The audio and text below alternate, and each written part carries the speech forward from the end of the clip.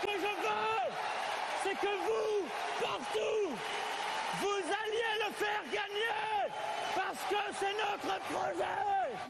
Je suis candidat à la présidence de la République. Vive la République! Vive la France! Alors, on a beaucoup ironisé cette semaine sur les choix de loisirs de François Hollande, qui est allé voir une pièce de théâtre, et même pas du Beckett ou du Dostoïevski, mais du Michel Drucker, à l'heure même où il y avait le débat de la primaire socialiste.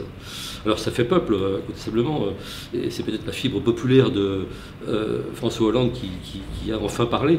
Mais au-delà de ça, les exégètes, les analystes, malveillants peut-être, mais peut-être aussi avisés, se sont dit qu'il y avait là un message qui était délivré, et ce message était un message un peu acrimonieux à l'encontre de ces anciens camarades du Parti socialiste qui rivalisent pour prétendre, enfin c'est peut-être de façon illusoire d'ailleurs, lui succéder.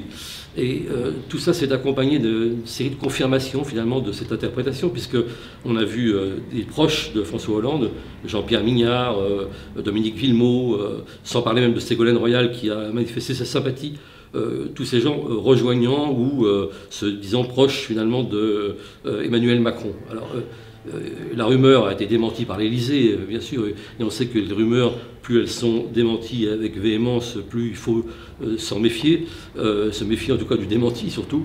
Et en l'occurrence, il y a des choses qui sont plus tenaces que la rumeur, c'est, disons, l'analyse logique des intérêts politiques des uns et des autres.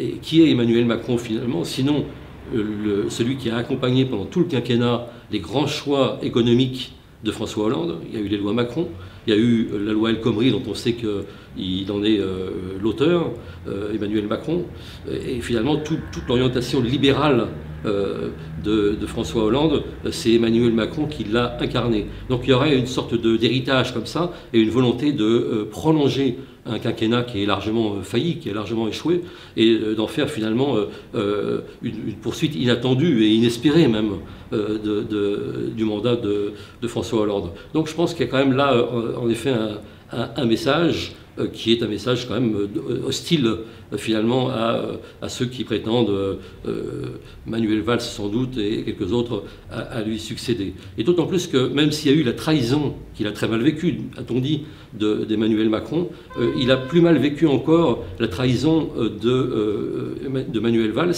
lequel l'a trahi de façon un peu plus sournoise sans doute avec les mots de la loyauté. Hein. Il n'a pas cessé de dire qu'il était loyal, puis finalement il a quand même planté le dernier couteau dans le dos, et donc cette trahison peut-être aurait-elle effacé la précédente.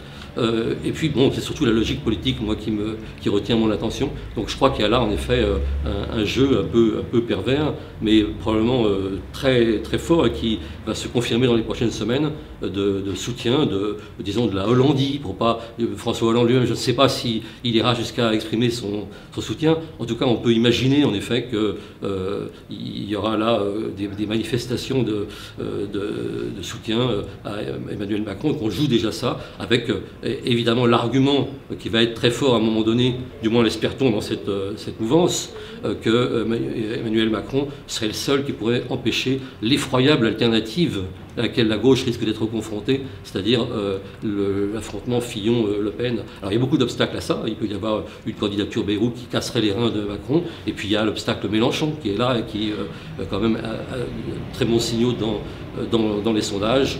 Voilà, donc voyons comment tout ça va tourner, mais c'est plus, disons, qu'une distraction un après-midi de théâtre.